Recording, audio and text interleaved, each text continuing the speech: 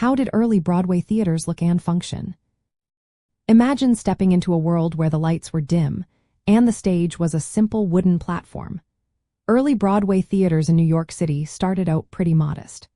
The first known theaters, dating back to the mid-1700s, were often just makeshift rooms. One example is the theater on Nassau Street, built around 1750, which was a two-story wooden building that could seat about 180 people.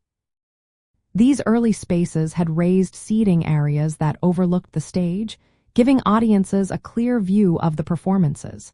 The stages were basic, with little in the way of scenery or special effects. As time went on, theaters became more formal and stylish. By the late 1700s and early 1800s, theaters like the Park Theater opened in 1798. These venues had a proscenium stage, which is a framed opening that separates the performers from the audience. They also had multiple seating levels, including orchestra sections, balconies, and private boxes.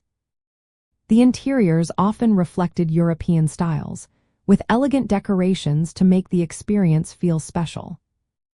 Throughout the 1800s, theaters grew larger and more specialized.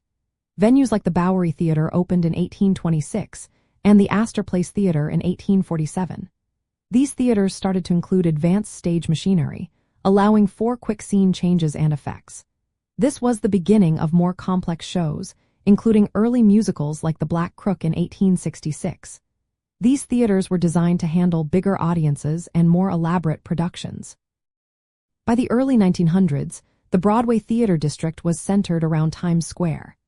The new Amsterdam Theatre, which opened in 1903, was a prime example. It could seat about 1,700 people and featured Art Nouveau designs. These theaters had modern amenities for their time, like electric lighting and better sound quality, making shows more exciting and comfortable for audiences. Functionally, early Broadway theaters hosted plays, operas, vaudeville acts, and later musicals. They were social hubs where New Yorkers from all walks of life gathered to enjoy entertainment. Theaters were built with multiple entrances and exits to manage crowds and ensure safety. Some theaters even had several exits to allow quick evacuation in emergencies. In practical terms, these theaters aimed to maximize seating and sightlines while accommodating technical needs.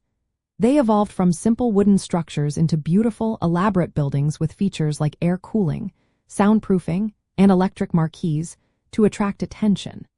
These early theaters helped establish New York City as a global center for theater and entertainment.